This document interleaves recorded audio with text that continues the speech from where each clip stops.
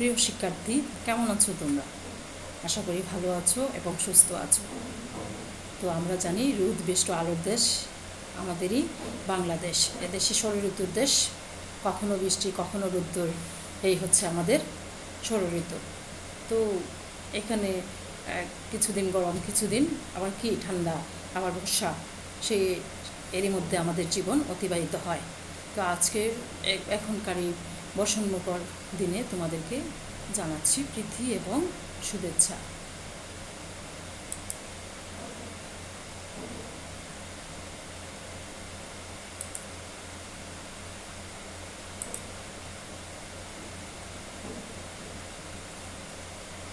তো আজকের এই অনলাইন ক্লাসে আমরা যে বিষয়গুলি দেখব, আমাদের কি ছিল, আমাদের বেসিক ম্যাথমেটিক্সের ছিল আমাদের কি মার্কেট ইকুইলিব্রিয়াম। তো মার্কেট ইকুইলিব্রিয়ামের বিষয়টি ম্যাথমেটিক্যালি দেখব। হ্যাঁ, তো প্রথমেই আমরা এখানে আজকে দেখতে পাচ্ছি যে একটা এক্সাম্পল দেওয়া আছে যে একটি প্রতিযোগিতামূলক বাজারে চাহিদা ও যোগান অপেক্ষক যথাক্রমে হচ্ছে QD equal to 200 minus 3p, হ্যাঁ, আর কিউএস ইকুয়াল টু হচ্ছে 4p ইকুয়াল মাইনাস হচ্ছে 80। তো এখানে একটা হচ্ছে চাহিদা অপেক্ষক, তো কিউডি সেটাই হচ্ছে কোয়ান্টিটি অফ ডিমান্ড মানে চাহিদা অপেক্ষক, আর কিউএস কোয়ান্টিটি অফ সাপ্লাই, সেটা হচ্ছে কি সাপ্লাই ফাংশন। এখানে দুইটা ইকুয়েশন, একটা হচ্ছে চাহিদা, এই যে QD equal to 200 minus 3p, এটা হচ্ছে চাহিদা অপেক্ষক, আর কিউএস ইকুয়াল টু হচ্ছে 4p মাইনাস 80, এটা হচ্ছে যোগান অপেক্ষক। এখন এই দুইটা ইকুয়েশন থেকে আমাদের কাজ হচ্ছে বাজার ভারসাম্যের ভিত্তিতে আমরা এখানে ভারসাম্যের শর্তকে অনুসরণ করে ভারসাম্য দাম এবং দ্রব্যের দাম এবং ভারসাম্য পরিমাণ সেটা প্রথম যে প্রশ্ন, যে ভারসাম্য দাম এবং দ্রব্যের পরিমাণ নির্ণয় করো। তো প্রথমেই আমরা প্রথম যে প্রশ্নটা সেটা দেখে নেব, তারপরে হচ্ছে কি ভারসাম্য অবস্থা, দ্বিতীয় প্রশ্ন হচ্ছে ভারসাম্য অবস্থা চিত্রে নির্দেশ করো। 3 নাম্বার হচ্ছে যদি সরকার কি করে সর্বনিম্ন দাম 50 টাকা ধার্য করে তাহলে দ্রব্যের উপর কীরূপ প্রভাব পড়বে। হ্যাঁ, পরের প্রশ্ন হচ্ছে যদি সরকার দ্রব্যটি সর্বোচ্চ দাম 30 টাকা ধার্য করে বা 30 টাকা ধার্য করে তাহলে দ্রব্যের উপর কীরূপ প্রভাব পড়বে। একদম সর্বশেষ যে প্রশ্নটা আমরা এখানে দেখতে পাচ্ছি যে ভারসাম্য বিন্দুতে চাহিদার বিন্দুতে স্থিতিস্থাপকতার উপর আমরা মন্তব্য করব। হ্যাঁ, তো আগে আমরা কি করব যে আমাদের যে একটা চাহিদা অপেক্ষক এবং যোগান অপেক্ষক দেওয়া আছে, সেই চাহিদা অপেক্ষক এবং যোগান অপেক্ষককে আমরা ভারসাম্য শর্তকে কাজে লাগিয়ে বাজারের ভারসাম্য দাম এবং চাহিদার পরিমাণটা আগে কি করব, আগে বের করে নেব এবং পরে প্রত্যেকটি প্রশ্ন আমরা পর্যায়ক্রমে দেখে নেব।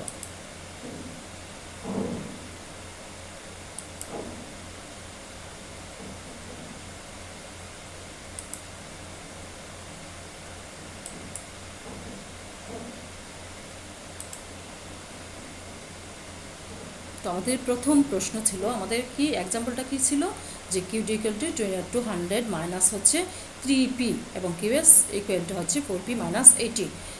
একে আমরা জানি যে বাজারের, এখন আমরা প্রথম যে প্রশ্নটা ছিল যে ভারসাম্য দাম এবং ভারসাম্য পরিমাণ আমরা এখান থেকে বের করে নেব। তো প্রথম বাজারের ভারসাম্যের শর্ত আমাদের কিন্তু প্রথম ক্লাসে আমরা বলে দিয়েছিলাম যে আমরা কিন্তু তখন জানি যে বাজারের ভারসাম্য অবস্থায় বাজার কি থাকে, কিউডি ইকুয়াল টু কিউএস হবে, অর্থাৎ চাহিদা অপেক্ষক এবং যোগান অপেক্ষক পরস্পর যে জায়গায় সমান হবে সেটাই হচ্ছে যেই সমতা বিন্দু, সেই সমতা বিন্দুটাই হচ্ছে আমাদের ভারসাম্য অবস্থা। তাহলে আমরা এখানে বাজার ভারসাম্যের শর্ত অনুসারে আমরা কি লিখে নিলাম, কিউডি ইকুয়ালটা হচ্ছে কিউএস। হ্যাঁ, তাহলে কিউডি ইকুয়ালটা যদি কিউএস হয় তাহলে আমরা এখন কি করলাম, এই যে এখানে আমাদের দুটি ইকুয়েশন দেওয়া আছে, সেই ইকুয়েশন দুটির মান আমরা পাশাপাশি বসিয়ে নিলাম যে কিউডি ইকুয়ালটা হচ্ছে 200 মাইনাস 3p এবং কিউএস ইকুয়ালটা হচ্ছে 4p মাইনাস 80। এবার আমাদের কাজ হচ্ছে আমরা কি করব, পিগুলিকে একদিকে নিয়ে নিব এবং সংখ্যাগুলিকে আরেক পাশে নিয়ে নিব। নিয়ে এখান থেকে আমরা কি করব, আমাদের কাজ হচ্ছে যে ভারসাম্য দামের দাম বের করা। তাহলে পির মান আমাদেরকে বের করতে হবে।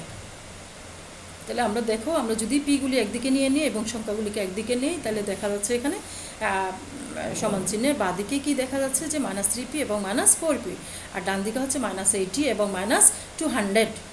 তাহলে আমরা জানি যে দুইটা মাইনাস থাকলে কি হয়, দুইটা মাইনাসকে যোগ করে নিতে হয়, 3p এবং 4p, সেটা হচ্ছে কি মাইনাস 7p, আর এদিকে হচ্ছে মাইনাস 80 এবং মাইনাস 200 সমান হচ্ছে মাইনাস 280। এখন দেখো দুই পাশে মাইনাস আছে, আমরা জানি যে দুই পাশে যদি মাইনাস থাকে তাহলে কি করতে হয়, দুইটা মাইনাস চিহ্নকে বাদ দেওয়া যায়।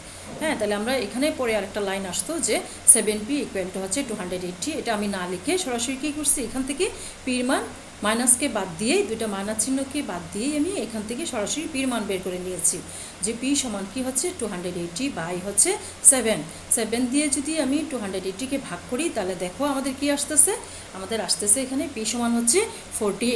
তাহলে এই 40 হচ্ছে আমার কি ভারসাম্য দাম। তাহলে এই ইকুয়েশন থেকে বাজারের শর্তকে কাজে লাগিয়ে এখান থেকে কি ভারসাম্য দাম আমরা পেয়ে গেছি। হ্যাঁ, ভারসাম্য দাম যদি আমরা পেয়ে যাই তাহলে আমাদের পরের কাজ হচ্ছে কি এখান থেকে ভারসাম্য পরিমাণটা বের করা। তাহলে আমরা কী করব যে এই পির মান যে ভারসাম্য দাম, সেই পির মানটা আমরা যে কোনো একটা সমীকরণে, যদি এখানে যে দুইটা সমীকরণ আছে এই দুইটা সমীকরণের যে কোনো একটিতে যদি বসিয়ে দেই তাহলে আমরা কিন্তু পরিমাণটা বের করে নিতে পারবো। তা আমরা কিন্তু জানি QD equal to QS equal to শর্ত অনুসারে, হ্যাঁ এই যে বাজারের শর্ত কিউডি ইকুয়াল টু কিউএস, এটাকে ইকুয়াল টু আমরা কিউ লিখতে পারবো। বুঝছি আমরা এখানে এটাকে কিউ লেখা যাবে। হ্যাঁ, কিউ সমান হচ্ছে কিউডি ইকুয়াল টু কিউএস।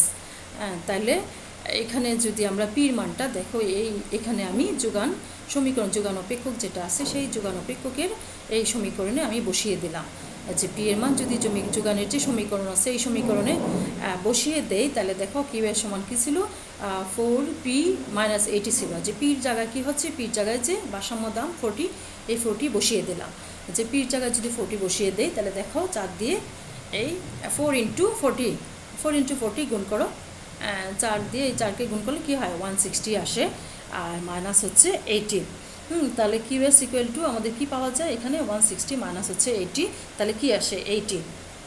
তাহলে যে কিউএস সমান আমরা জানি কি কিউএস সমান কিউডি সমান হচ্ছে কিউ, এখানে এই যে কিউ সেই কিউ সমান হচ্ছে আমার 80 একক। তাহলে এটা কি হচ্ছে, এটা হচ্ছে আমার ভারসাম্য পরিমাণ। তাহলে আমাদের প্রথম যে প্রশ্নটা ছিল সেই প্রশ্নের সমাধান আমরা করে ফেলছি।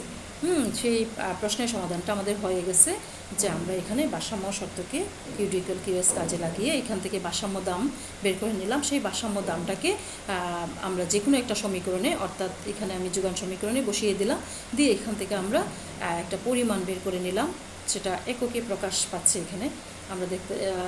তারপরে হচ্ছে যে একক আমরা যে পরিমাণটা বের করলাম সেই পরিমাণটাই হচ্ছে আমার কি ভারসাম্য পরিমাণ। তাহলে আমরা যে প্রথম প্রশ্নটা সেটা বুঝতে পেরেছি।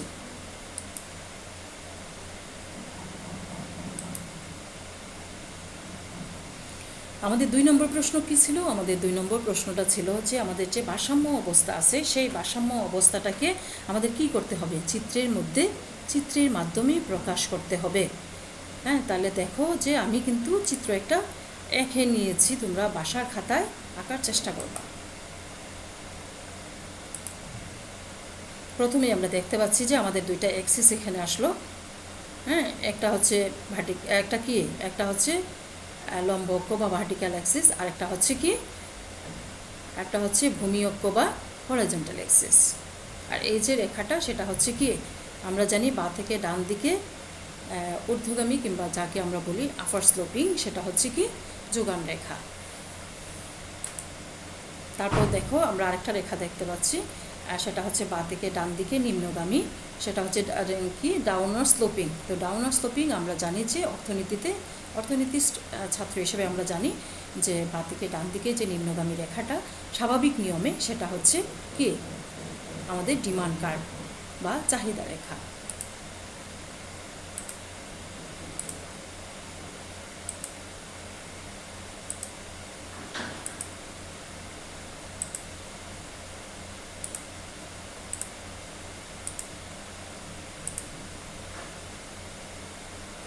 আচ্ছা, এবার আমরা দেখব যে আমাদের দ্বিতীয় যে প্রশ্নটা ছিল, যে দ্বিতীয় প্রশ্নটা ভারসাম্য অবস্থাকে আমরা চিত্রের মাধ্যমে কিভাবে প্রকাশ করব, আমরা কিভাবে একটা বাজারের একটা ভারসাম্যের যে চিত্রটা আমরা সেই চিত্রটা কিভাবে অঙ্কন করা যায় সেটা আমরা একটু দেখে নিচ্ছি।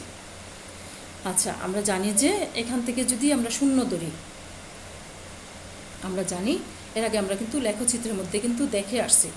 হ্যাঁ, লেখচিত্রের যে চ্যাপ্টারটা আছে আমাদের সেখানে কী ছিল, যখন শূন্য থেকে আমরা ডান দিকে যাই যদি সংখ্যাগুলি বসাই তার আগে কি বসে তার আগে প্লাস চিহ্ন বসে। আবার শূন্য থেকে যদি আমরা উপরের দিকে যাই, প্রত্যেকটা সংখ্যার পাশে কি হয়, প্লাস চিহ্ন বসে। অর্থাৎ শূন্য থেকে ডান দিকে গেলে পজিটিভ, শূন্য থেকে উপরের দিকে গেলে হচ্ছে পজিটিভ, প্লাস চিহ্ন থাকবে সংখ্যাগুলির পাশে। আর শূন্য থেকে যদি আমরা বাঁ দিকে যাই তাহলে কি হয়, নেগেটিভ, সংখ্যাগুলির পাশে নেগেটিভ চিহ্ন থাকবে। আবার এখানে আমার চিত্রে যদিও নাই, আমরা জানি যে শূন্য থেকে যদি আমরা নিচের দিকে একটা রেখা টানি, হ্যাঁ, একটা এই অ্যাক্সিসটাকে আমরা যদি শূন্য থেকে নিচের দিকে নিয়ে যাই, তাহলে শূন্য থেকে যদি নিচের দিকে যায় তাহলে কি হবে, নেগেটিভ হবে। হ্যাঁ, তাহলে দেখো এখানে শূন্য থেকে শুরু করে এখানে হচ্ছে 50, এটা 80, 100, 150, 200, তারপর 10, 20, 30, 40, 50, 60, এভাবে দেখো আমাদের এই অঙ্কে দাম আমরা বসালাম। তাহলে এখন আমরা দেখব যে পি সমান যদি শূন্য হয় তাহলে কিউডি সমান 200 আসলো। এটা কীভাবে, হ্যাঁ, তো কীভাবে হচ্ছে যে আমাদের কিউডি সমান, আমাদের কিন্তু একটা ইকুয়েশন দেওয়া আছে যে কিউডি সমান হচ্ছে 200 মাইনাস হচ্ছে 3p। এখন আমাকে বলছে যে পি সমান যদি 0 হয় তাহলে কিউডি সমান 200। পি সমান 0 আসলে পির মান যদি আমরা 0 বসিয়ে দেই তাহলে 3কে শূন্য দিয়ে গুণ করো, শূন্যকে যে কোনো সংখ্যা দিয়ে গুণ করলে সে শূন্যই আসে। তাহলে কি হয়, 200 থেকে যদি আমরা শূন্য মাইনাস করি তাহলে 200ই থাকে। তাহলে আমরা যদি বলি যে পির মান হচ্ছে শূন্য, তাহলে আমরা কিউডি সমান কত পাই, এই দেখো 200, এই যে 200 আসলো। হ্যাঁ, পরবর্তীতে কি দেখতে পাচ্ছি যে কিউডি যদি 0 হয়, প্রথমে বলছি পি সমান যদি 0 হয় কিউডি সমান 200। এখন আমরা বলছি যে কিউডি সমান, এই যে কিউডির অঙ্কটা আছে, কিউডি সমান যদি 0 হয় তাহলে পি সমান কত আসে, তাহলে পি সমান আসে, দেখো এই যে কিউডি সমান 0 আর তাহলে পি সমান আমরা এই 200কে 3 দিয়ে ভাগ করো, 200 পি সমান সমান আমরা লিখতে পারবো এখান থেকে যে 200 ভাগ হচ্ছে 3 দিয়ে যদি ভাগ করে নেই তাহলে আমাদের দেখবা 66.67 আসবে। তাহলে আমাদের যদি কিউডি সমান 0 হয় তাহলে পি সমান আসছে 66.67। তাহলে দেখো আমাদের ডিমান্ড কার্ভটা এই বিন্দু থেকে শুরু হয়ে 200-তে 200 পর্যন্ত। হ্যাঁ, তাহলে এই 66.67 থেকে শুরু করে 200 পর্যন্ত আমরা যে রেখাটা বাঁ থেকে ডান দিকে নিম্নগামী হলো সেই রেখাটাই হচ্ছে আমাদের চাহিদা রেখা। আবার এখন দেখো আমরা কিভাবে যোগান রেখাটা এঁকে নিলাম। যে এখন আমি যদি পি সমান বলি যে আমার শূন্য, তাহলে কি হয়, পি সমান যদি আমি আবার শূন্য ধরে নিই তাহলে কিউএসে কি আসে, দেখো পি সমান শূন্য, তার মানে কি 4 দিয়ে 0 গুণ করো, তাহলে এই অংশটা আসে শূন্য, আর তাহলে -80। তাহলে দেখো যে আমার কিউএস সমান পি সমান যদি আমি 0 ধরে নেই তাহলে কিউএস সমান আসে আমার হচ্ছে -80। এই -80 থেকেই দেখো আমাদের যে সাপ্লাই কার্ভটা শুরু। এখন হচ্ছে যে যদি আমি কিউএসকে শূন্য ধরে নেই, কিউএসকে শূন্য ধরি তাহলে কি হয়, পি সমান দেখো কিউএস সমান যদি শূন্য হয় তাহলে পি দেখো 80 ভাগ হচ্ছে 4। হ্যাঁ, পি সমান আমরা যদি সাইড চেঞ্জ করে নেই, সাইড চেঞ্জ করে নিয়ে দেখো যে পিটা এদিকে নিয়ে নিলাম আর এদিকে হচ্ছে -80 -0। হ্যাঁ, তাহলে -80কে যদি আমরা পি সমান 80/4 তাহলে কি আসে, 20 আসে। দেখো এই সমীকরণে যদি আমরা বসাই কিউএস সমান 0 তাহলে দেখো যে পি সমান আমার 20 আসবে। বাসার খাতায় তোমরা একটু করে নিবে, দেখবা যে পি সমান হচ্ছে কিউএস সমান যদি কিউএস সমানটা 0 হয় তাহলে পি সমান আসবে আমার 20। তাহলে দেখো যে আমার যে যোগান রেখাটা, সেই যোগান রেখাটা এই যে -80 থেকে শুরু করে দেখো এই যে 20-র মধ্যে দিয়ে 20-র মধ্যে দিয়েই সে উপরের দিকে উঠে যাচ্ছে। তার মানে হচ্ছে যখন আমার হচ্ছে কি পি সমান যখন আমার শূন্য, তখন হচ্ছে কিউএস আমার 80, এখান থেকে আমার চাহিদা রেখার উৎপত্তি, যোগান রেখার উৎপত্তি, সেই যোগান রেখাটা এখান থেকে শুরু করে পি সমান কিউএস সমান যখন 0 তখন পি সমান আমরা পাই কি 20। তাহলে এই -80 থেকে শুরু করে সেই 20-র মধ্যে দিয়ে 20কে ক্রস করেই সে উপরের দিকে উঠে যাচ্ছে। তাহলে আমরা কিন্তু এই দেখো ইকুয়েশন থেকে আমরা একটা চাহিদা রেখা এবং একটা যোগান রেখা অঙ্কন করে নিলাম। আমরা জানি এই চাহিদা রেখা এবং যোগান রেখা দুটো রেখা পরস্পরকে যে বিন্দুতে ছেদ করে সেই বিন্দুটাই কি, সেই বিন্দুটাই হচ্ছে ইকুইলিব্রিয়াম পয়েন্ট। তাহলে এখানে ইকুইলিব্রিয়াম পয়েন্ট হচ্ছে ই দ্বারা প্রকাশ পাচ্ছে। তাহলে আমরা দেখতে পাচ্ছি যে এই বিন্দুটাই হচ্ছে আমার ভারসাম্য বিন্দু, যেখান থেকে আমরা যদি পাশাপাশি দুইটা রেখা নিয়ে যোগ করি তাহলে দেখব যে এই পাশে যা আছে সেটা হচ্ছে কিউডি সমান এখানে আছে যে 80, সেটা হচ্ছে আমার ভারসাম্য পরিমাণ। আর এখানে পি সমান দেখব আমার হচ্ছে 40, সেটা হচ্ছে ভারসাম্য দাম। তো আমরা প্রথম ইকুয়েশন থেকে যে সমাধান করে বের করে নিয়েছিলাম যে পি সমান হচ্ছে আমার কি, আমার ভারসাম্য দাম কত ছিল, যে 40 ছিল আমার ভারসাম্য দাম, আর আমার ভারসাম্য পরিমাণ ছিল 80। তাহলে আমরা কি এই ভারসাম্য দাম এবং ভারসাম্য পরিমাণকে আমরা এই ইকুয়েশন থেকে আমরা চাহিদা রেখা এবং যোগান রেখা অঙ্কন করে সেই ভারসাম্য দাম এবং সেই ভারসাম্য পরিমাণকে আমরা চিত্রের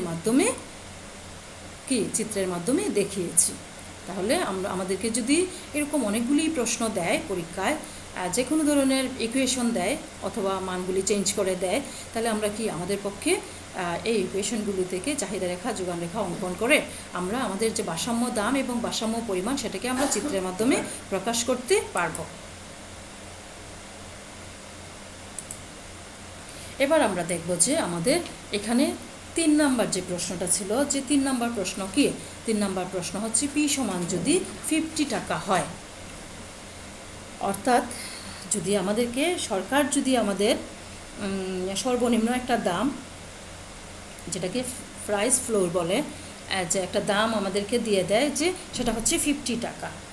হ্যাঁ, যদি 50 টাকা আমাদেরকে দেয়, সরকার নির্ধারণ করে যে তোমার বাজারে দাম হচ্ছে 50 টাকা, তুমি এর কম নিতে পারবা না, সর্বনিম্ন সেটাই হচ্ছে আমার, এর কম তুমি কমে যেতে পারবা না, এটা আমার জন্য হচ্ছে সর্বনিম্ন প্রাইস, আমি এর কমেও যেতে পারবো না, আমাকে নির্ধারণ করে দিয়ে দেওয়া হয়েছে। তা পি সমান যদি আমার 50 হয়, তাহলে বাজারে যে আমাদের মডেল আছে যে বাজারে যে আমাদের ভারসাম্য অবস্থা আমরা দেখে আসছি আগের স্লাইডগুলোতে, তাহলে আমাদের ভারসাম্য অবস্থায় যদি বাজার থাকে আর এখন যদি বলে যে পি সমান হচ্ছে আমাদের 50, তাহলে আমাদের সেই দ্রব্যের উপর কোন ধরনের ইফেক্ট পড়বে। তাহলে দেখো আমাদের কিন্তু আমরা জানি আমাদের ভারসাম্য দাম কত, ভারসাম্য দাম আমরা বের করে নিয়েছি হচ্ছে 40। এখন আমার হচ্ছে কি সরকার নির্ধারণ করে দিল আমার জন্য সর্বনিম্ন দাম হচ্ছে, বাজারে দ্রব্যের দাম হচ্ছে 50। তাহলে দেখো কিউডি সমান হচ্ছে কি, কিউডি সমান হচ্ছে 200 মাইনাস 3পি ছিল, এই পির জায়গায় আমি এই যে পি সমান 50 মান বসিয়ে দিলাম। তাহলে দেখো সমান সমান এখানে কি আসে, তাহলে কিউডি সমান কি আসবে, 3 দিয়ে 3 ইন্টু 50, তাহলে কত আসে 150, মানে 150, তাহলে 200 থেকে যদি 150 মাইনাস করি তাহলে কত আসে 50, অর্থাৎ 50 একক আসে।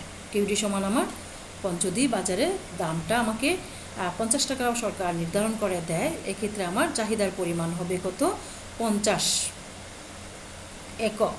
আচ্ছা 50 একক। এখন তাহলে যোগানের পরিমাণ কত আসে, দেখো যোগানের আমাদের অপেক্ষক ছিল কি 4p মাইনাস 80 ছিল, তাহলে পির জায়গায় দেখো আমি কি যে 50 আছে এই 50 মানটা বসিয়ে দিলাম, মাইনাস হচ্ছে 80, তাহলে 4-5 কত আসে 200, এখানে 4-5 গুণ করলে 4 ইন্টু 50 গুণ করলে আসে আমার 200 মাইনাস হচ্ছে 80, তাহলে 200 থেকে 80 যদি মাইনাস করি তাহলে আমার কি থাকে 120, 120 একক থাকে। তাহলে এখানে আমরা কি দেখতে পাচ্ছি, যদি দাম 50 টাকা ধার্য করে দেয় সরকার আমাকে সর্বনিম্ন দাম, তাহলে কি হচ্ছে এখানে যোগানের পরিমাণ হচ্ছে 120 একক আর চাহিদার পরিমাণ হচ্ছে 50 একক। তাহলে বাজারে যে আমার ভারসাম্য অবস্থা ছিল সেই ভারসাম্য অবস্থায় কিন্তু আমরা জানি কি, ভারসাম্য অবস্থায় আমরা জানি দাম ছিল আমার 40, তখন ছিল বাজারটা ভারসাম্য অবস্থায়, এখন কিন্তু ভারসাম্য অবস্থায় নাই। এক্ষেত্রে আমরা দেখতে পাচ্ছি যে যোগানের পরিমাণটা হচ্ছে বেশি, চাহিদার পরিমাণটা হচ্ছে কম। তাহলে এখানে কি দেখা কতটুকু কম আমরা একটু দেখে নিচ্ছি, যেখানে চাহিদার তুলনায় যোগান হচ্ছে কতটুকু কম, এই যে 120 থেকে যদি আমরা এই 50কে মাইনাস করি 120 মাইনাস 50, তাহলে কত আসে দেখো 70 একক। কি বেশি, চাহিদার তুলনায় কি হয় যোগানটা এই 70 একক বেশি। বাজারে যদি আমরা জানি যে বাজারে যদি চাহিদার তুলনায় যোগানের পরিমাণটা বেশি থাকে তাহলে কি বাজারে কি দেখা দেয়, বাজারে অতিরিক্ত যোগান বা এক্সেস সাপ্লাই দেখা দিবে এবং সেই 70 একক বেশি থাকে, সেই 70 একক অবিকৃত অবস্থায় পড়ে থাকবে। তখন কি করবে বিক্রেতা, কম দামি জিনিসগুলোকে কি করবে, আমাদের যে বাজারে যে ক্রেতা থাকবে সেই ক্রেতা কিন্তু জিনিসগুলি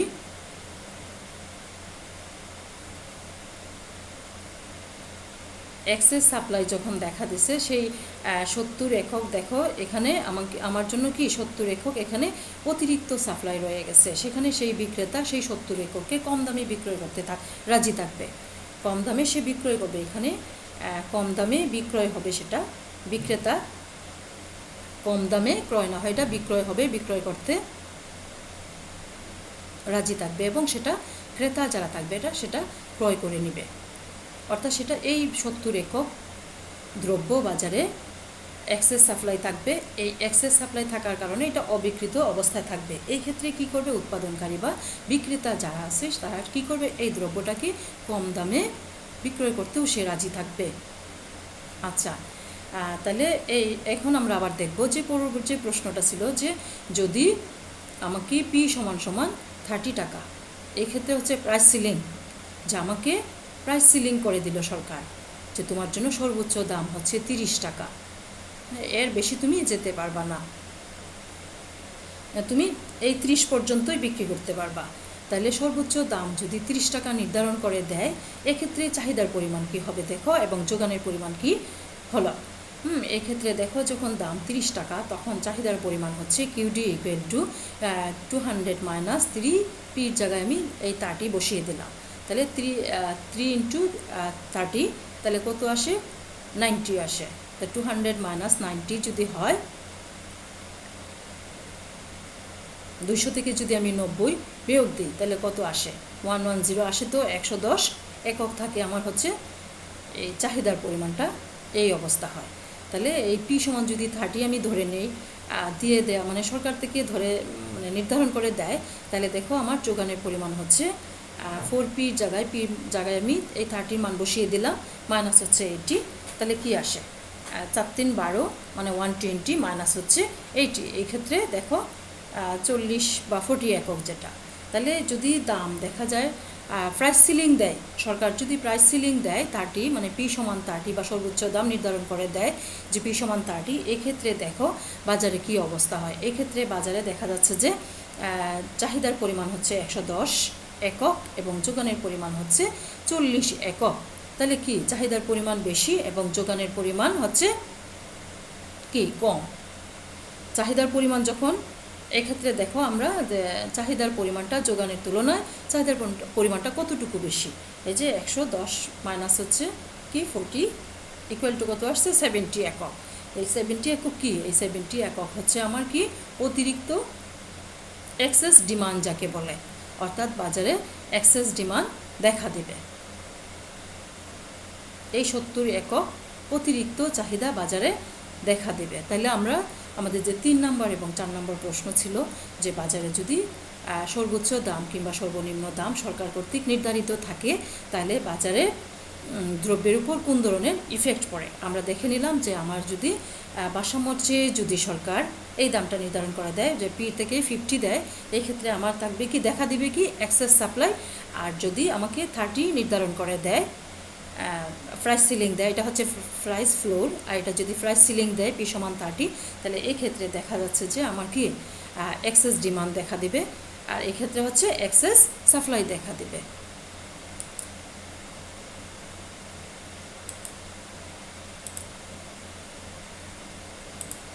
এখন এক্সেস সাপ্লাই এবং এক্সেস যে ডিমান্ডটা আছে সেই অবস্থাটাকেও কিন্তু আমরা চিত্রের মাধ্যমে দেখানো সম্ভব।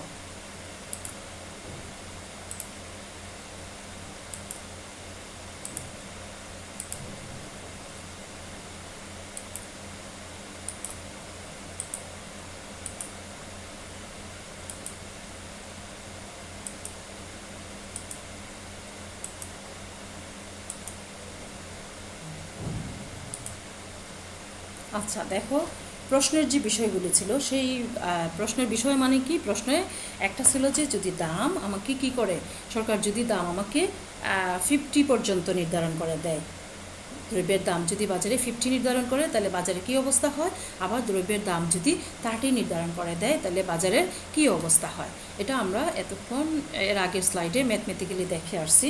যদি ফি সমান 50 হয় তাহলে আমাদের বাজারে কী ছিল 70 একক বেশি যোগান বেশি থাকবে, অর্থাৎ এক্সেস সাপ্লাই দেখা দেবে। দেখো আমার ভারসাম্য দাম হচ্ছে এই চিত্রের মধ্যেই আমরা দেখতে পাচ্ছি যে পি সমান 40, এই অবস্থা হচ্ছে বাজার ভারসাম্য, এখানে ভারসাম্য পরিমাণ হচ্ছে 80। এখন যদি এই দাম ভারসাম্য দাম থেকে দামটা কিন্তু এখানে বেড়ে গেল, সরকার যদি আমাকে 50 নির্ধারণ করে দেয়, তাহলে বাজার আর ভারসাম্য অবস্থায় নেই।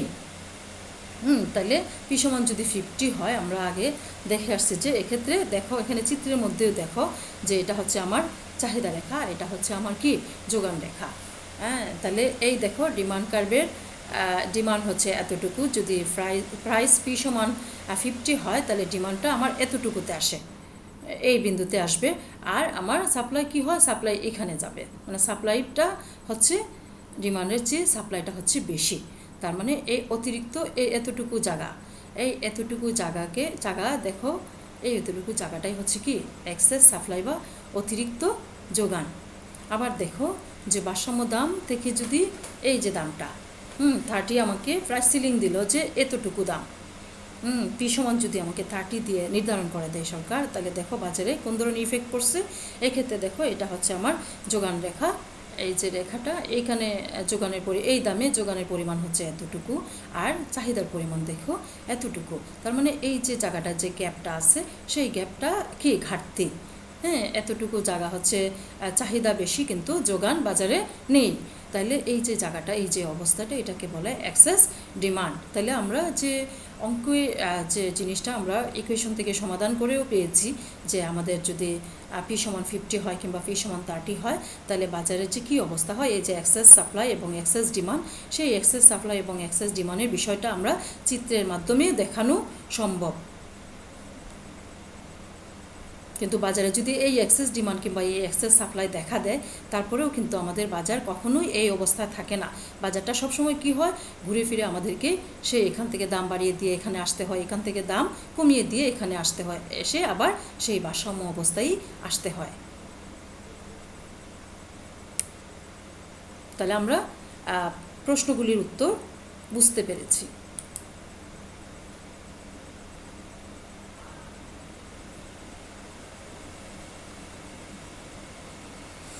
এবার যে বিষয়টা আমরা দেখব যে এবার হচ্ছে যে আমরা পরবর্তী যে প্রশ্ন ছিল সেটা কি ছিল, পরবর্তী যে প্রশ্ন ছিল সেই প্রশ্নটা ছিল যে চাহিদার স্থিতিস্থাপকতার উপরে মন্তব্য করো। তো আমাদের স্থিতিস্থাপকতা কি ছিল, যে চাহিদার স্থিতিস্থাপকতার উপর মন্তব্য করো। তো চাহিদার স্থিতিস্থাপকতা কি ছিল, চাহিদার স্থিতি আমরা জানি চাহিদার স্থিতিস্থাপকতা সমান হচ্ছে ইলাস্টিসিটি অফ ডিমান্ড, যেটা সেই ইলাস্টিসিটি অফ ডিমান্ডের ইকুয়ালটা হচ্ছে মাইনাস, আমরা যে রুলসটা দেখবো এখানে যে সূত্র হচ্ছে যে ইলাস্টিসিটি অফ ডিমান্ড ইকুয়ালটা হচ্ছে মাইনাস থাকবে, একটা সূত্রের মাইনাস, তারপর হচ্ছে ডিকিউটি বাই ডিপি ইন্টু হচ্ছে P by Q equal to, দেখো এই যে সূত্র এটা কিন্তু পার্সেন্টেজে আছে। তাহলে এই যে সূত্রটা, এই ডিকিউডি বাই ডিপি মানে কিউডিকে পি সাপেক্ষে আমরা কি করব, ডেরিভেটিভ করব। আমরা যদি কিউডিকে ইন্টু হচ্ছে পি বাই কিউ, ভারসাম্য অবস্থায় আমাদের প্রশ্ন হচ্ছে যে ভারসাম্য অবস্থায় চাহিদার স্থিতিস্থাপকতার উপর মন্তব্য করো। তো ভারসাম্য অবস্থায় আমাদের দাম কত ছিল, ভারসাম্য দাম ছিল আমাদের কিন্তু 40, পি সমান 40, এবং ভারসাম্য পরিমাণ ছিল আমাদের কিন্তু 80। তাহলে এখন আমাদের কথা হচ্ছে যে আমরা এই অংশ, এই পি সমান হচ্ছে আমার 40 আর এই কিউ সমান কি 80। এই দেখো আমাদের পি সমান হচ্ছে ভারসাম্য দাম ছিল 40, ভারসাম্য পরিমাণ ছিল 80, আমরা এই পি বাই কিউ বসিয়ে দিলাম। এখন এই অংশটা ডিকিউডি বাই ডিপি, তো কিউডি সমান আমরা কি জানি, কিউডি সমান হচ্ছে 200 মাইনাস 3পি। দেখো এখানে বিশেষ দ্রষ্টব্য দিয়ে আমি লিখে নিয়েছি যে কিউডি সমান হচ্ছে 200 মাইনাস 3পি। এই কিউডিকে যদি আমি পি সাপেক্ষে ডেরিভেটিভ করি, তো আমরা এর আগের চ্যাপ্টারে তোমাদেরকে ডেরিভেটিভের যে চ্যাপ্টার বা ডিফারেন্সিয়েশনের যে চ্যাপ্টারটা তোমরা করে আসছো, যে এখান থেকে আমাদেরকে এই অংশটা কিউডি এই সমীকরণ বা এই ফাংশনটাকে বা এই ইকুয়েশনটাকে আমরা পি সাপেক্ষে ডেরিভেটিভ করব। তাহলে পি সাপেক্ষে যদি ডেরিভেটিভ করি তাহলে কি হয়, দেখো আমার কত আসে, তাহলে কি থাকে, পি সাপেক্ষে যদি করি তাহলে কি আসে, -3 থাকে। আর এই যে কনস্ট্যান্ট আমরা এটাকে যদি আমরা বলি যে dQd/dp পি সাপেক্ষে, এখানে কিন্তু 200 এর একটা কনস্ট্যান্ট মান, এটার সাথে কিন্তু কোনো পি নাই, আমি কিন্তু পি সাপেক্ষে করতেছি যেহেতু, তাহলে এটার মান হচ্ছে 0। আর এখানে পি dQd বাই বা 3p/dp যে পি সাপেক্ষে যদি করি দেখো তাহলে কি আসে, হ্যাঁ -3 আসে। তাহলে এই যে কিউডিটা আছে, এই কিউডিকে আমি যদি পি সাপেক্ষে ডেরিভেটিভ করি তাহলে আমার কি পাওয়া যায় -3। হ্যাঁ, তাহলে সূত্রের একটা মাইনাস, তারপর হচ্ছে ব্র্যাকেটের ভিতরে dQd/dp সমান কত আসছে, পি সাপেক্ষে ডেরিভেটিভ করলে কিউডিকে আসে -3 ইন্টু হচ্ছে 40/80। তাহলে দেখো এই মাইনাস হচ্ছে কি প্লাস, 3 দিয়ে উপরের সংখ্যা যে 40কে গুণ করো, দেখো 120, এই যে 3, এই 3টা কিন্তু উপরের সংখ্যা, হ্যাঁ, আর এখানে এই মাইনাস হচ্ছে প্লাস, তাহলে 3 ইন্টু 40 120, আর নিচে হচ্ছে কি 80। তাহলে আমরা এটা ভাগ করে দেখো, 120কে 80 দিয়ে ভাগ করো, দেখো 1.5 আসবে। তাহলে আমরা কি জানি যে ভারসাম্য অবস্থা আছে, সেই ভারসাম্য অবস্থায় দেখো, ভারসাম্য যে অবস্থাটা, সেই ভারসাম্য বিন্দুতে চাহিদার স্থিতিস্থাপকতা দেখো কি হচ্ছে, এখানে ইলাস্টিসিটি অফ ডিমান্ডটা গ্রেটার দেন কত, 1-এর চেয়ে বেশি আছে, গ্রেটার দেন 1। তাই ভারসাম্য বিন্দুতে দেখা যাচ্ছে চাহিদার স্থিতিস্থাপকতা এখানে কি 1-এর চেয়ে বেশি, 1-এর চেয়ে বেশি চাহিদাটা, এই ভারসাম্য বিন্দুতে চাহিদা হচ্ছে কি স্থিতিস্থাপক। তাহলে আমরা আমাদের সর্বশেষ যে প্রশ্ন ছিল যে ভারসাম্য বিন্দুতে চাহিদার স্থিতিস্থাপকতা বের করে আমরা সেখানে মন্তব্য করব। তো আমরা স্থিতিস্থাপকতা সূত্র অনুযায়ী স্থিতিস্থাপকতাটা বের করে নিলাম। সেই স্থিতিস্থাপকতা হচ্ছে 1.5, ইডি এই যে ইলাস্টিসিটি অফ ডিমান্ড সমান হচ্ছে 1.5। আর আমরা জানি, আমরা যদি একটা আগের যে চিত্র, যে ভারসাম্য রেখাটা, সেই রেখা অনুযায়ী যদি দেখি যে আমাদের এখানে ইলাস্টিসিটি হচ্ছে 1.5, অর্থাৎ 1-এর চেয়ে বেশি, 1-এর চেয়ে যদি বেশি হয় চাহিদার স্থিতিস্থাপকতা 1-এর চেয়ে বেশি, তাহলে ভারসাম্য বিন্দুতে চাহিদাটা হচ্ছে স্থিতিস্থাপক, সেটা অস্থিতিস্থাপক নয়।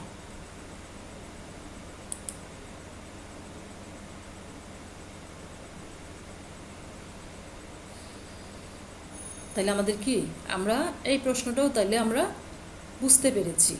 আমরা যদি বাসায় বারবার যে আমাদের যে আজকের যে বাজার মডেল দেওয়া আছে, সেই বাজার মডেলটা যদি বারবার প্র্যাকটিস করি, বাসার খাতায় আমরা নিজেরা চেষ্টা যদি চেষ্টা করি, তাহলে আমাদের প্রত্যেকটি প্রশ্নের উত্তরই পারা সম্ভব।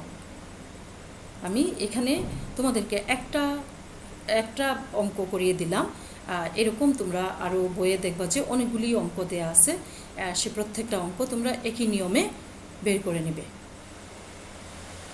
আর এখানে দেখো যে ইলাস্টিসিটির বিষয়টা, যে ইলাস্টিসিটিটাও কিন্তু আমরা এই যে সূত্র অনুযায়ী যে কিউডিকে এই যে পি সাপেক্ষে ডেরিভেটিভ করে আমরা -3 পেলাম, এই যে -3 পাওয়ার রুল তোমরা জানো, এর আগে চ্যাপ্টারটা তোমরা করে আসছো, যে ডেরিভেটিভের চ্যাপ্টার তোমরা করে আসছো। তাহলে এখানে ডেরিভেটিভ পি সাপেক্ষে করলে এই অংশটা আছে 0, এটা হচ্ছে -3 আসে। তাহলে এই যে -3, আর হচ্ছে আমার সূত্রে -3 হয়ে যাবে, এই উপরে 3 এর 40 গুণ করে 120, আর নিচে হচ্ছে আমার এই 40 কোত্থেকে আসলো, 40 হচ্ছে আমার ভারসাম্য দাম, কারণ আমাকে বলছে যে ভারসাম্য অবস্থায় আমাকে চাহিদার স্থিতিস্থাপকতার বিষয়ে মন্তব্য করতে হবে, যে এই বিন্দুটাতে এটা চাহিদাটা কি স্থিতিস্থাপক নাকি অস্থিতিস্থাপক। তাহলে আমরা এই যে ভারসাম্য দাম হচ্ছে 40, পরিমাণ হচ্ছে 80, আর এটা হচ্ছে রুলস অনুযায়ী এই কিউডি ফাংশনকে ডেরিভেটিভ করে বের করলাম। তাহলে আমরা দেখতে পাচ্ছি যে এখানে চাহিদা স্থিতিস্থাপকতা 1.5, যেটা যেহেতু elasticity of demand greater than 1, তাই ভারসাম্য বিন্দুতে চাহিদাটা কি স্থিতিস্থাপক, সেটা অস্থিতিস্থাপক নয়। তাহলে ভারসাম্য বিন্দুতে আমরা চাহিদাটা কি পেলাম, চাহিদাটা স্থিতিস্থাপক।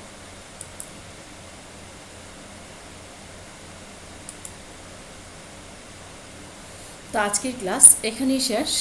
তুমি ভালো থাকবে এবং নিজেরা সুস্থ থাকার চেষ্টা করবে, এবং পরিবারের সবাইকেও সামাজিক দূরত্ব বজায় রেখে চলবে, যাতে নিজেরাও সুস্থ থাকবে এবং পরিবারের সবাইকে সুস্থ রাখার চেষ্টা করবে, এবং বাসায় নিয়মিত পড়াশোনা করবে। আমরা অনলাইনে যে ক্লাসগুলি দিচ্ছি, সেই ক্লাসগুলি তোমরা নিয়মিত নিয়মিত করে যাবে এবং সেই অনুযায়ী বাসায় প্র্যাকটিস করবে।